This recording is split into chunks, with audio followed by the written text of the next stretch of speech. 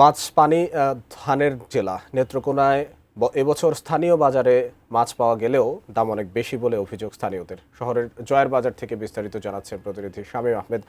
শামীম, মাছ পাওয়া মানে কেন এত বেশি দাম? আপনার কাছে কি তথ্য আছে এ বিষয়ে?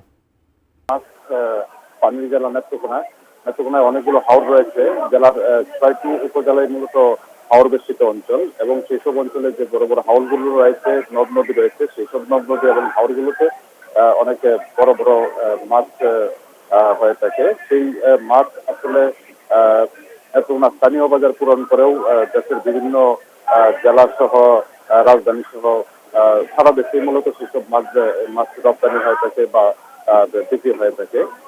তো আমি সকাল থেকে দেখলাম যে স্থানীয় বাজারগুলোতে যে মাছের যে পরিমাণ, সেই পরিমাণ মূলত আগের থেকে এখন তুলনায় একটু বেড়েছে।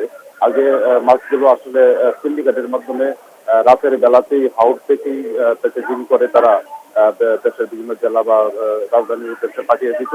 কিন্তু এখন থেকে মাছের উপস্থিতি দেখা যাচ্ছে স্থানীয় বাজারগুলোতে, এবং যে মাছগুলো রয়েছে সেই মাছগুলো আমি অনেক ক্রেতার সাথে কথা বলেছি। তারা বলছেন যে মাছ পাওয়া যাচ্ছে বা মাছ পাওয়া গেলেও সেই মাছের যে দাম, সেই দামটি মূলত অনেক বেশি।